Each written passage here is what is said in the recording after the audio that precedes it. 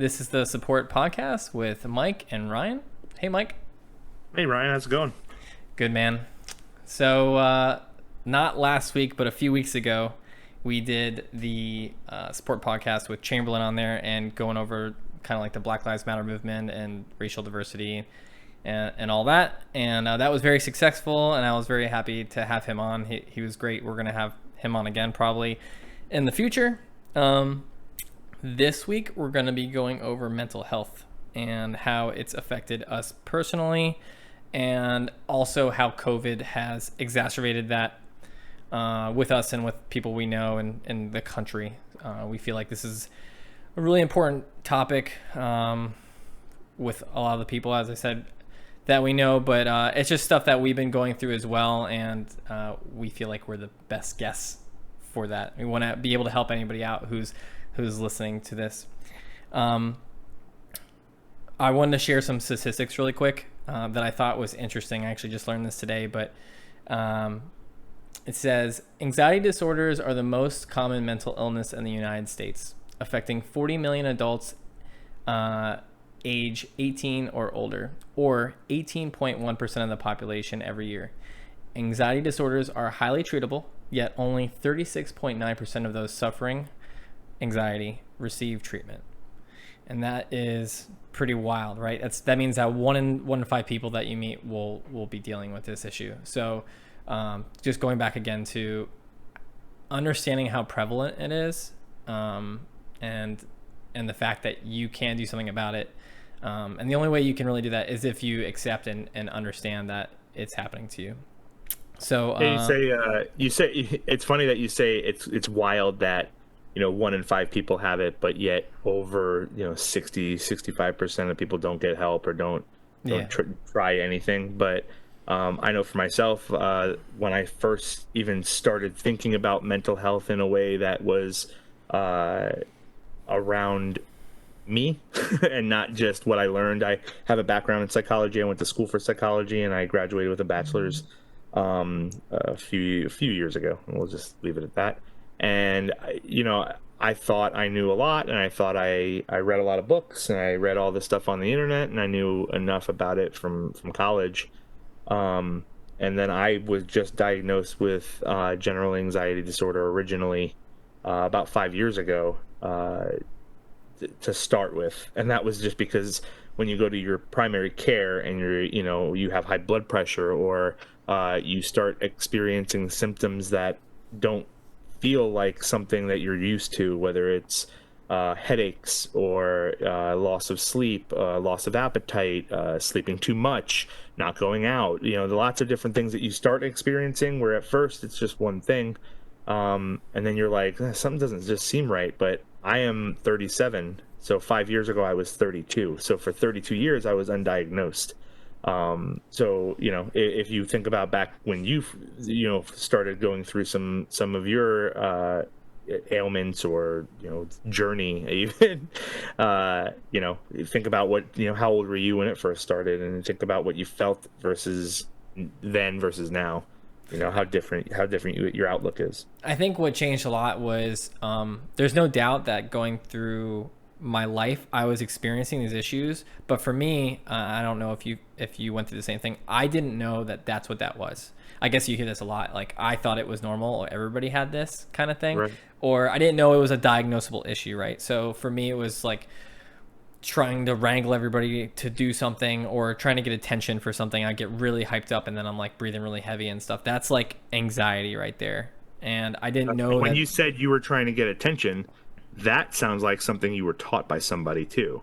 Is that the reason why you did something is because you were acting out because you wanted attention? That's what we were taught when we were very little. Mm-mm. Is that we're seeking attention. You didn't give them attention. You didn't show them attention because that's what they wanted. Mm-hmm. Another thing that people probably heard when they were younger is being sensitive. Stop being so sensitive. Stop being a baby. Those were the things that I was told all growing up. My whole entire life was, stop being a baby. Stop being such a kid. You're just being such a child about it. And eventually you believe that. You believe what you're doing is not necessarily what you're supposed to do, even though you're not being taught anything else. You're not being told or taught the why, what we do in business, where it's like, you want to tell your colleagues or your clients or your partners, whoever they are, you want to tell them the why, because the more you tell them about why you're doing something, the more the understanding is, the more the picture is complete. And if you can't complete that picture, you're guessing at that point. So to go back to mental health, I think that's what we were always doing. You know, I remember going back to my parents when I got diagnosed, and I was in tears to them, shaking. I was having a reaction that was just a natural Like a panic time I attack. needed. No, it was like just an auto response Just emotional. from my system. Yeah, and it was. I wasn't meaning to cry. I actually, that when I got diagnosed, I tried to quit my job, and I didn't want to be around anybody, and I left. And I remember driving home, and I was trying to see through tears, and it took me 45 minutes to get home, and after 45 minutes I was still crying. And I came home and I slept for 12 hours, and then when I woke up I was still crying, and I had never experienced that before. That's Mhm. something that freaked me out. So then I went to the doctor and I said, hey, this is what I'm dealing with. And he said, okay, we want to put you on X, Y, and Z. This is what you, and I wasn't sure exactly what was going on, but they gave me some blood pressure pills because my blood pressure was high. I'm a big guy, so I thought maybe that was part of Sure. it. And then I started finding out that through some, avenues, as I started learning more about what I was going through, was I was having panic attacks, and they were very systematic. They did very similar things for me that I was experiencing. And then I started realizing this was not the first time I've experienced this. I remember being 12, 13, 14 years old and experiencing the exact same feeling. My parents did not know how to handle it. So they would either, what do you want? What's going on? What's wrong? Go to your room. I don't want to deal with this. Yeah, yeah, It was always one of those things because they didn't know. And I was a rebellious teen. I thought I was a good kid. And apparently when I fought back, that's what was going on. It was me not being sure what was happening. So, you don't always understand, I think, what you're actually experiencing. I think you said the same thing a little earlier, a few minutes ago, where you said, you thought it was something different, basically. Did you have similar experiences that actually you look back and made you realize that it might have been something different? yeah, definitely. I mean, it's very obvious that my whole family had anxiety. Like it wasn't, and maybe I'm the product of that, right? Maybe that's why I have anxiety. I'm sure there's a genetic component, but like, yeah, my dad is like was super like OCD with it clean and have everything like organized and everything done right. And another big thing was like if plans fell through or if something happened, then like there would be this huge emotional reaction, right? Like this huge temper tantrum or something like that. And my mom was like that too, um, but more I don't know how to describe it, like smoldering. Like it would happen. It wouldn't be these huge blowups. It would just be like a constant antsiness, right? And I'm more like that, right? I don't have these huge blowups. I mean, I guess what started happening to me a couple of years ago, or not even a couple of years ago, last year, was I started to have some health issues. And I didn't know that's what they were. I just started to feel really weird, really dizzy, and I was like super healthy. At least I thought I was. And I was like I was going to the gym every day. I was doing all these things, and then all of a sudden I start to feel just really weird, right? I actually had like a really big event where, I guess in hindsight, it was a panic attack as well. And but I thought I was having a heart attack, right? Super common thing when people say when they have a panic attack for the first time. And I called 911. My blood pressure was very low, and they brought me there, but they said it was fine. And then I woke up the next day with some chest pain, and I had chest pain constantly. And my manager at the time ended up having to bring me to the hospital from work. I don't know if you heard that story, but that did happen. Basically, I'm having chest pain. Like, you have chest pain, you got to go to the hospital, especially if it Right. persists, right? And yeah, they're like, we can't find anything, like, and it sucks. The first thing they say is like, maybe it's anxiety, and like you hear that, right? And you get frustrated because that is such a go-to thing for when they can't diagnose something. But I what think does it's that mean? abstract. Well, I think it's an abstract thought. People have these misconceptions of what anxiety is and what it does. Mm-hmm. It is a natural reaction to a stimulus. It is literally an evolutionary thing that has happened. Mm-hmm. Fight or flight, people have heard it called. This is something that your body always does. I'm going to die and I have to figure out how to survive. Do I run away or do I fight for it? Yeah, yeah. That's your body doing that. That's your body, I'm sure. And I have had comments or conversations with people where I've showed them my hands when I was having a panic attack or something like that. And I'm at a point now after several years where I can do a little bit more during it. I can talk about it a little bit more. I can actually, it doesn't debilitate me anymore. If You can like I'm experience it while it's happening. You're like, here's what's happening.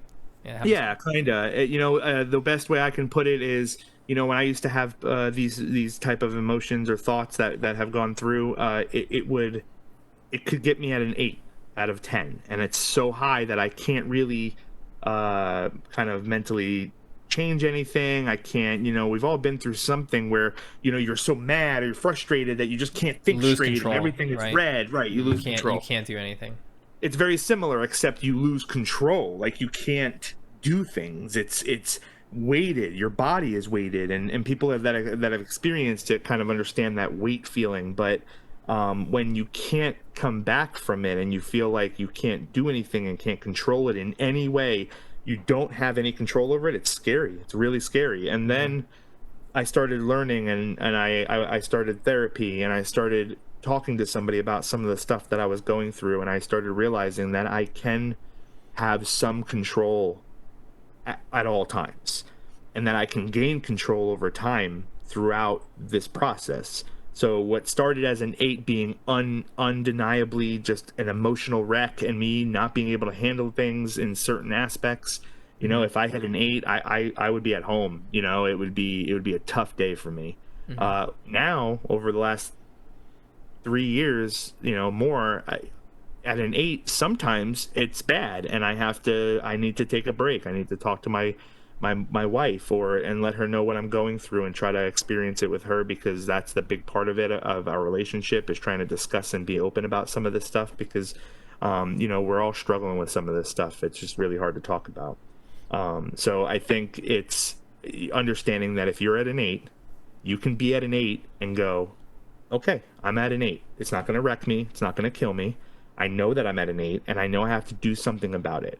And sometimes the people around you might say and push back on you because they don't know what you're going through, and that's okay too.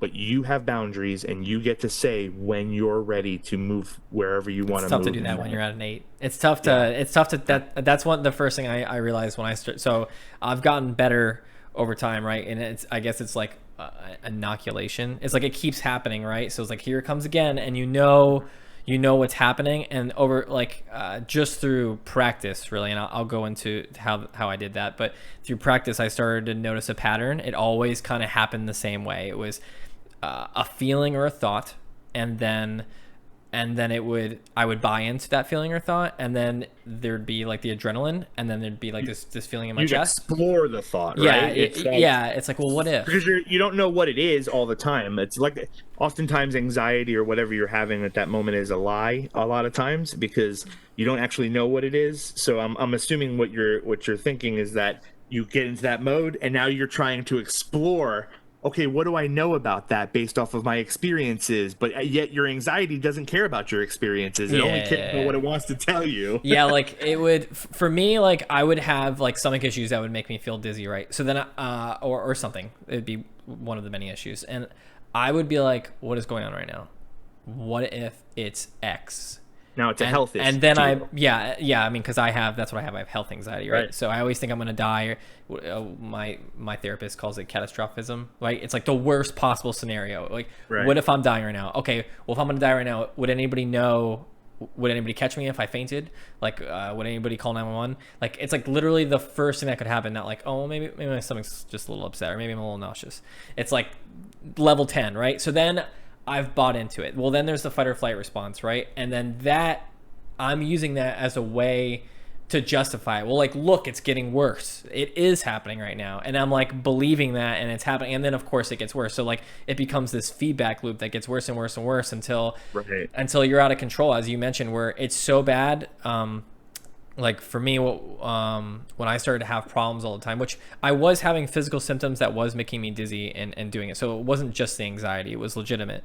but I didn't know what was causing it. So, I mean, justifiably, it was like, it was fear of the unknown. It was anxiety. I had no idea what this was, and this thing was causing fear. And I would just go walk. Like at work, I'd be like, okay, I'm getting symptoms right now.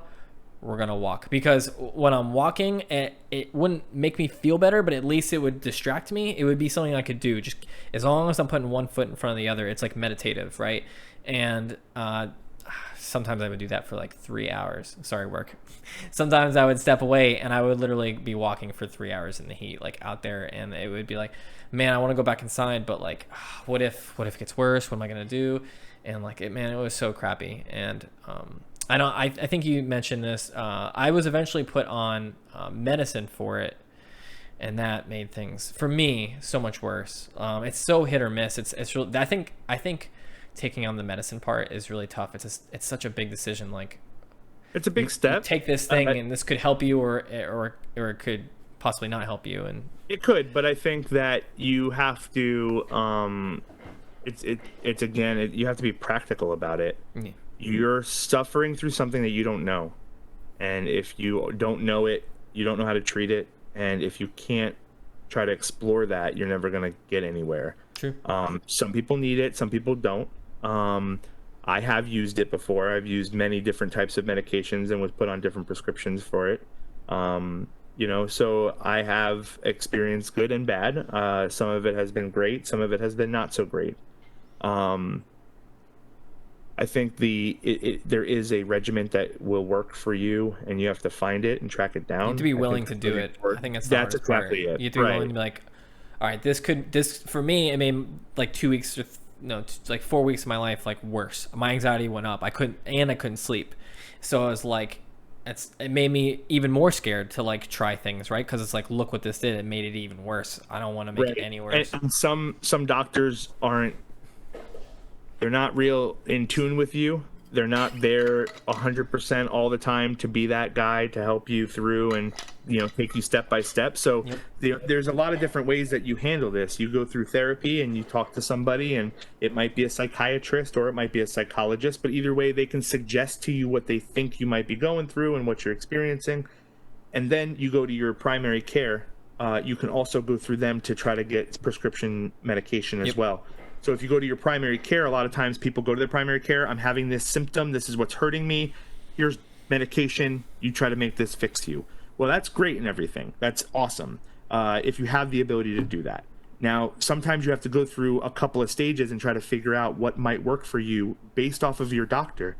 You find a doctor that you trust. That's the first and most important thing that you can do at a very base level, is the primary care.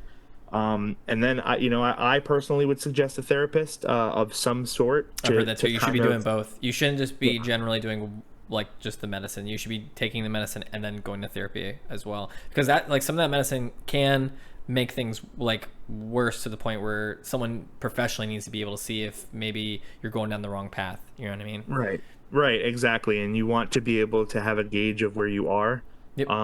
Like I mentioned a little earlier, I've suffered from anxiety, depression for a long time. Now I realized, and when I was younger, I didn't have the support system that I thought I had that was there to help me grow and be better. They didn't know how to handle it, so it wasn't their fault, but those people just did not know how to handle those type of reactions and those outbursts, I guess you can say, because having support is big. Like, it's almost a requirement. I mean, and I don't blame my parents. I don't blame my family or my brother and sister or anything like that. I was teased, and I teased people when I was growing up. I'm sure there are people that said the same thing about me. That's not what I talk about this stuff for. I think it's important that we understand that everybody goes through all this stuff, and everybody is handling change differently. And you may think that you're handling it perfectly fine, but you have to listen to your body as well as what your mind is saying. It's true. And some people just don't care. But just like you said, you had physical characteristics that were weird and different, and I also had physical characteristics before I could even talk. I had some weird issues that were happening where I would throw up. And my mom took me to doctors at a very early age. I was like, she said I was probably a little over a year. So I was just starting to talk and all that stuff, and I would eat egg and I would throw up, and she thought I was allergic to egg at first, so she took me to a doctor, my primary care. and that was in the 80s. So they did nothing. They said he has a nervous stomach, and my mom was like, I don't know what that means. And they're like, just make sure he eats a little bit more bland foods when he's feeling that way. And that was kind of where it was. Well, 17 years down the road, I'm 16, 17, and 18 years old, throwing up every time I go to baseball, because I was scared of the baseball when I was playing growing up until when I was 14 or 15. So you're saying that was like a physical response to anxiety? Okay. That's exactly what it is. It's still a physical response to this day, and I'm 37 years old. It's something that I have to try to manage and learn how to kind of handle it. And at 36 years old, which is about a year ago, I saw in the newspaper for the first time in my life, there was somebody else that was actually famous. It was a football player that was in the ESPN, in an ESPN article, talking about how he wasn't going to be able to play that Sunday for, I think it was for Jacksonville, or if it was Carolina, the Panthers. I can't remember which team. But he wasn't able to play, and he came out and he actually, it was a whole article about it, and he said, my teammates understand that I suffer from anxiety and depression, and my coaches understand, and my doctors understand. I'm sorry that I can't play this Sunday, but this Sunday I have come down. It was very, very serious. I am not afraid to talk about this, but it is important that it is known.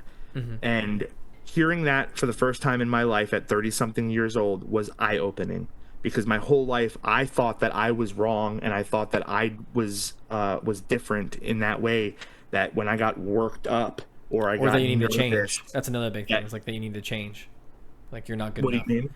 Like, Right. yeah. Oh, yes. Yeah. Yes, exactly. And then you're constantly looking for answers to why you can make it better or make things easier for other people now, because you affect other people when you get sick in front of a whole bunch of people. Now that's annoying to them because you were doing something at that young age. Again, that's not my parents' fault. They didn't know how to handle that. They didn't have that. Most They people also don't. had It's a huge anxiety. problem right now. I mean, it's we all, like, everybody pretty much knows that mental health is like a huge issue in the United States right now. Like, I mean, I'm 32 and I didn't know a lot about these issues until it started happening to me, right? I didn't even realize that, like, my wife has had anxiety for a while, but I can't tell when she's having anxiety issues. Like, she'll get super quiet. Like, the way she handles it, super, super quiet. And I'm like, what's going on? Why are you so quiet? Like, what's going on? And she's like, I'm fine. Like, she just doesn't want to talk about it, which is probably if she does talk about it, it may make it worse. That's probably what she's thinking. And that's her, right? Yeah. And that's her thought process. The problem is that goes into more, right? That goes into now your relationship with her and how you interact with her. And it's very similar in my life. That's what we have to do. We all have some level of this stuff, and it's, if you deal with it, great, that's awesome, that's fantastic. But you also have to empathize with the fact that some people don't deal with that okay, and that it is okay for them to be at an 8. And if you care about them, you help them and work through that with them at the best level that you can. You don't want to push on people if they don't want it, because I do understand. I've been there where I've been like, I don't want to talk to anybody.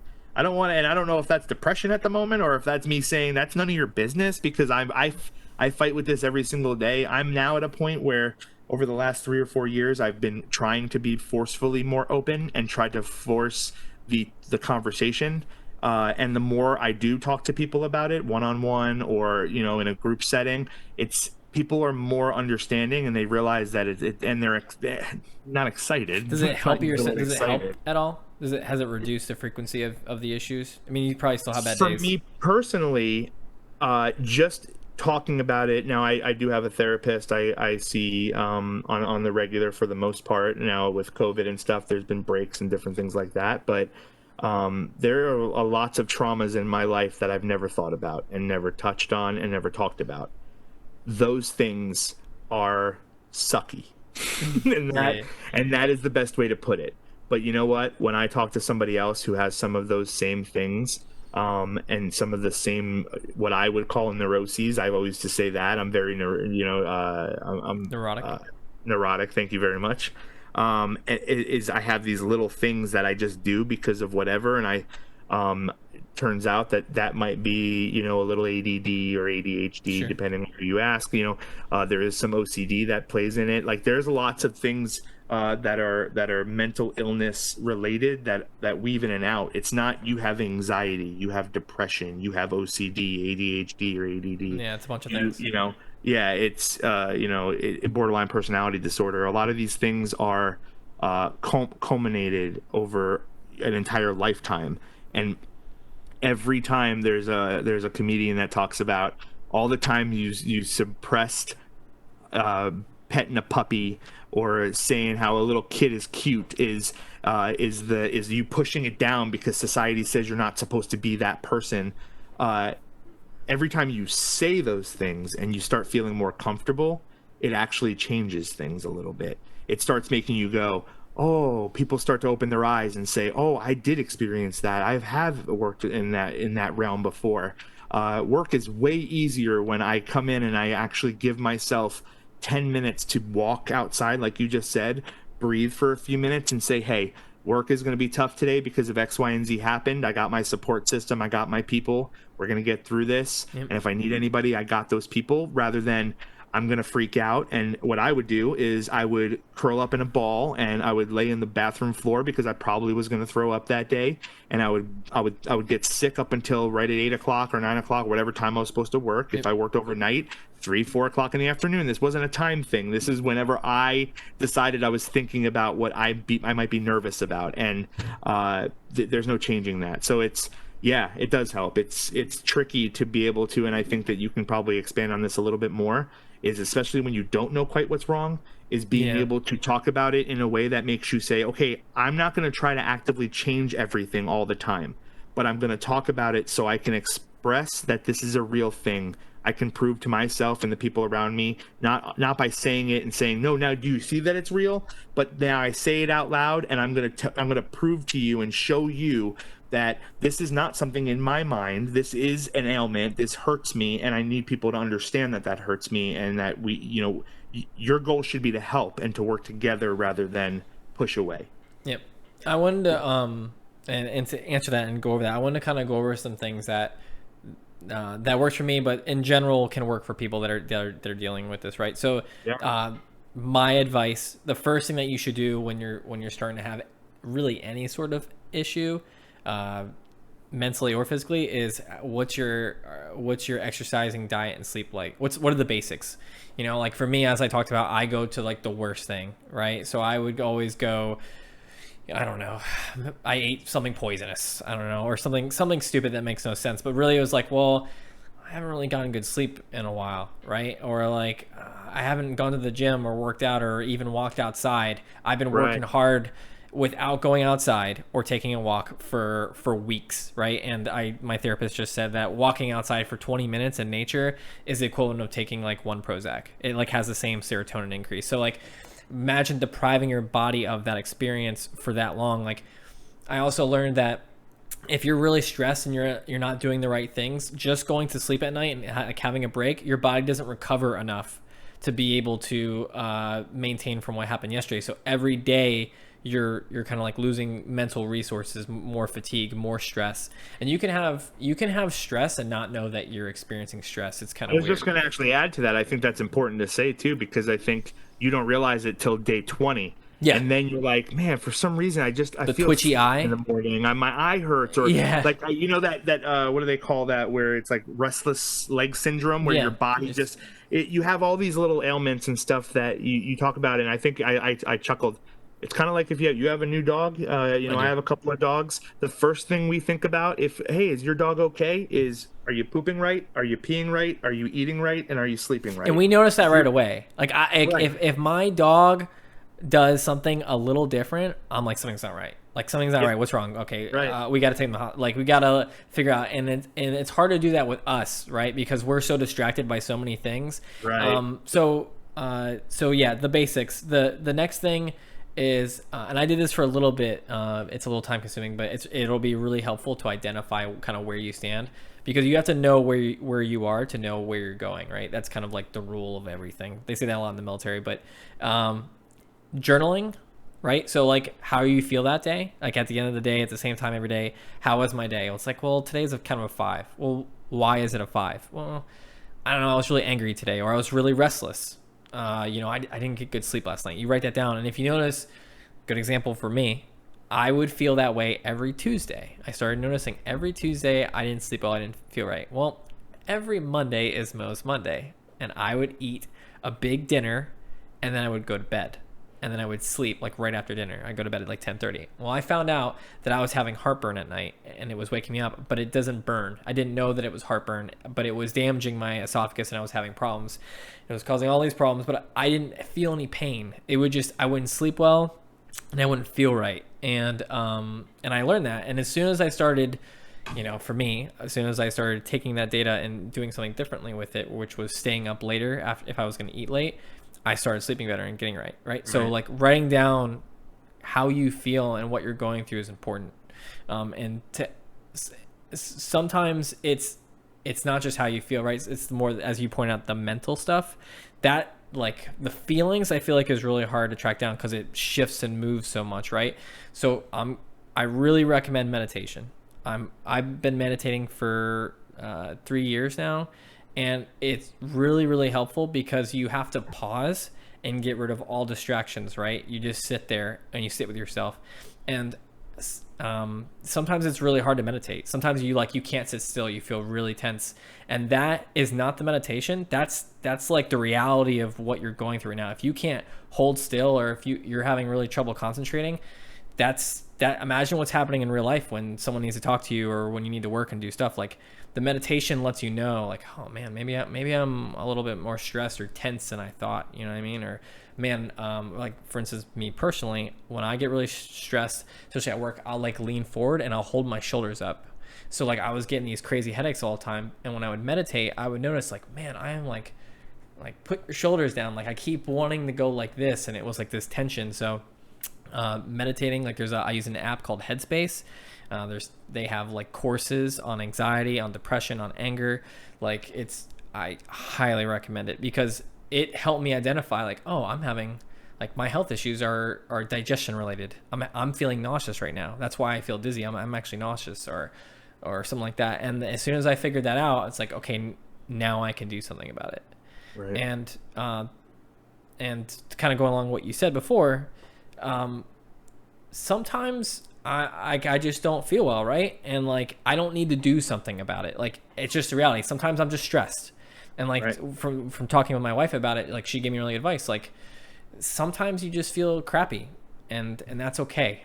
And like that to me was like, I don't know why those words were so big, but like hearing that, like I don't need to do something about it. Like I can just accept it, like sit with it. Like, hey, I'm having anxiety right now. It's going to pass. I don't feel well right now.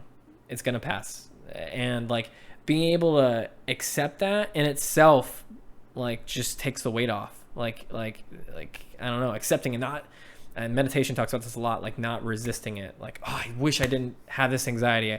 I wish I didn't feel crappy. I wish I didn't have all these things. And just kind of sitting with it sometimes in itself will be the cure, which it takes a while to kind of learn that. But yeah, especially when you live with other people. If you have a husband or a wife, if you have children, you have to know how to be able to communicate with them through all that, which takes the more stress and anxiety you have, if you don't know what you're going through or what you're experiencing, then you don't know what you're projecting to the people that you love. And that's a big deal. That's a bigger deal than you probably even know or handle or can handle, because once you realize it, it's very similar to what you just said. And we deal with this a lot more than we probably even know. By the time you see a symptom or by the time you see a red flag, it's not too late, but that means that it's been doing something for a long time. And if you don't try to find that in some way, you're gonna have a tough road back. It's gonna be sucky. So I agree. I think all that stuff, even, I'm a big dude. I had not exercised for a long time. Sure. And over the last couple of months, especially, we've been trying to go a little bit harder and just try to, get some exercise in there and do right by it. And I'll tell you what, when you do that, and I mentioned this on an earlier podcast, just us going out, and when we first started, so it was maybe a couple of months ago now, just walking once a week. Walking is huge. It changed. It was a game changer. And now we're doing exercising 3-4 times a week, and it's really a mind clearer. It washes away some of the, it helps you bounce back what we were talking about. Like, you're like, if you sleep and exercise, you actually can go back to baseline. You know what I mean? You're utilizing, it's kind of like utilizing your mental illness as fuel. So instead of using it to hurt you and to, constantly question or put your mind in a race, it's now taking that and using it as like focuses, I feel. get you exactly narrow the scope, get your mind straight, get it kind of refreshed, and you can start from a baseline of sorts. If you have severe anxiety and depression, if you have something that is hurting a lot, it feels like it's a long way from baseline. But if you can make your baseline at a 7 to start with, then you're gonna get through that. Then you're at a good point.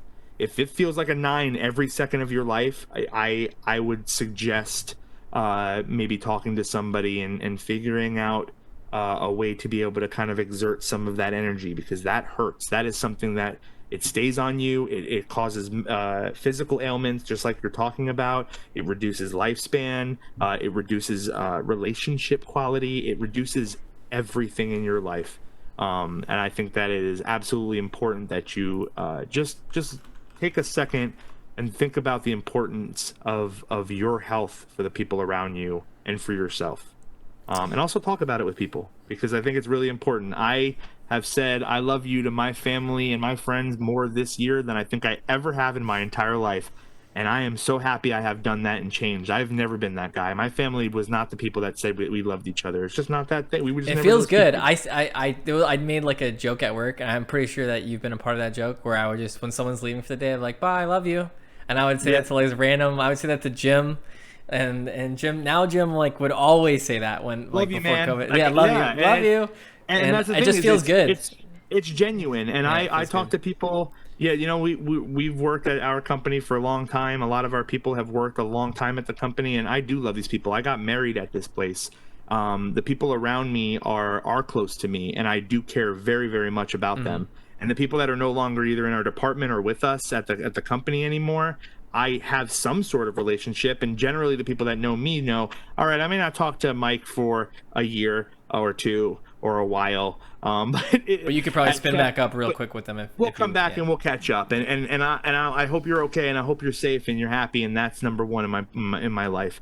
And I try really hard to be that guy, and I really hope that other people push that and spread that word too, because I think we don't do it enough. And I talk about it now, but I don't do it enough. I have to do it better with my family, with my mom, my dad, my wife, my dogs, everybody, and I think it's really important that we all do that. We do that with each other. Me and you have gotten closer just by doing this podcast, and we have been able to have real serious conversations and say, hey man, I'm really sorry for the way I treated you that day. That was really crappy. And it might have been nothing silly, or it might have been something silly that wasn't a big deal, but we both now know that we respect each other enough to be able to share those emotions and not get bent out of shape over it or take it personally, because we are learning more about ourselves, each other, the people around us, and I think it helps us gauge where to go with those type of things.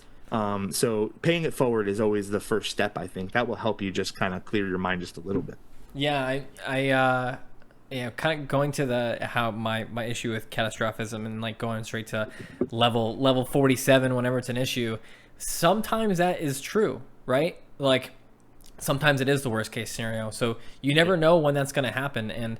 And while like that can happen, like it probably won't, but it could. So you should always, try to, appreciate others and treat others with kindness and be nice to people.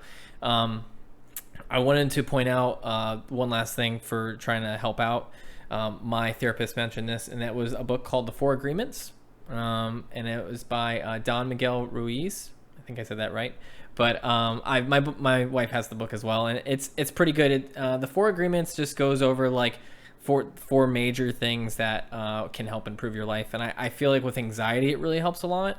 And the Four Agreements are, the first one is be impeccable with your word.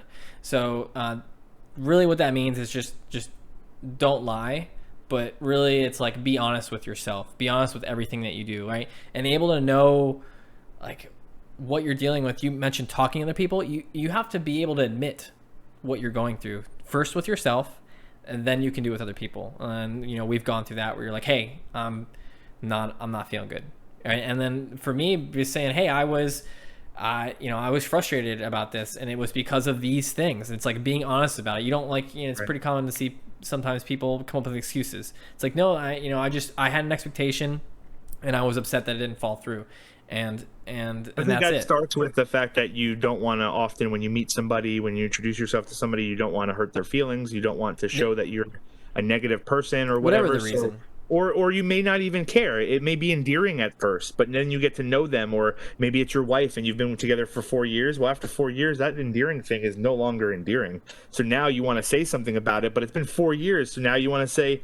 when you crack your knuckles, I hate it. But I don't know how to say that But because you're then being you're like, honest about it. That's the point. and that's it. It's Yeah. exactly it. You have to learn to do the right way and be able to express what you're thinking Mm-hmm. and feeling appropriately, and not do it in a way that is damaging. Also, I think it goes both ways in that way, right? So the second one, which goes off what you just said, is don't take anything personally, right? So like when people are doing things, they're not doing it because they personally like they have something against you. Usually like there's something within themselves that's causing it, right? So if you don't take things personally and it don't, I mean, let's be honest, there's been tons of stories or movies or scenes where people do something and they worry about other people caring, like going to the gym, right? Everybody always worries about going to the gym, and people are going to make comments about how they look or if you're going to do it wrong. No one cares about what you're doing, right? So don't take things personally. Don't let that be another burden that you're dealing with.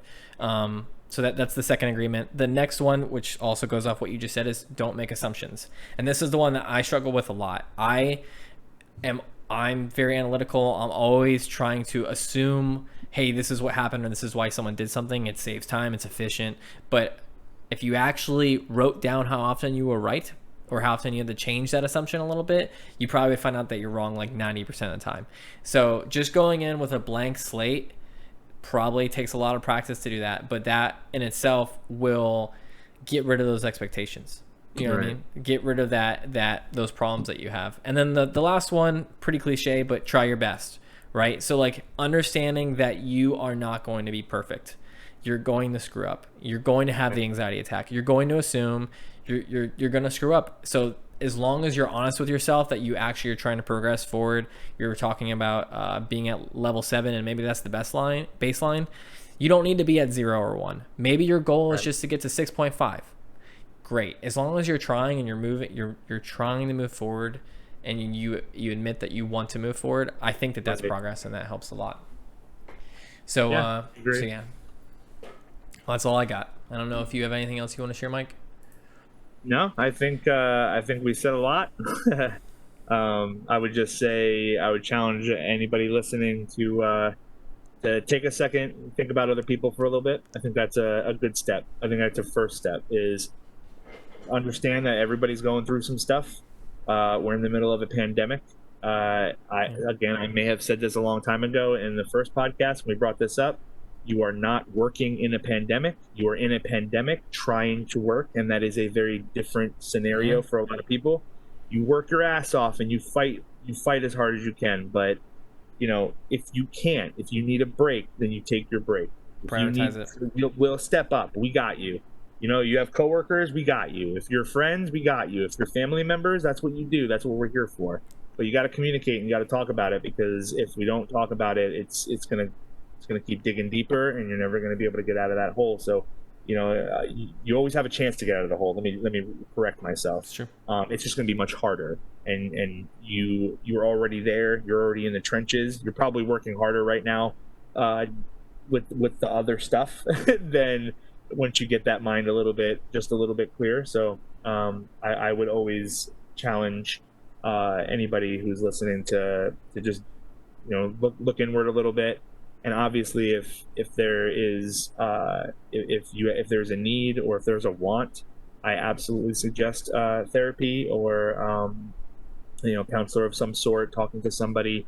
If it's somebody at your church, if you go to church, or if it's somebody at your local community center, that is somebody that you trust and you want to just have a conversation with to start. I think that's a big deal. I think talk to somebody that you trust first, and just let them know kind of what you're feeling, and it's a good start. Yep, I agree. Take the first step. It really will help. I mean, often it can't make things worse. So you can also email us. We got our email, tspodcastinfo@gmail.com, if you want to share something. And we will appreciate it. Cool. All right, Mike. Cool. Thanks, Ryan. See you.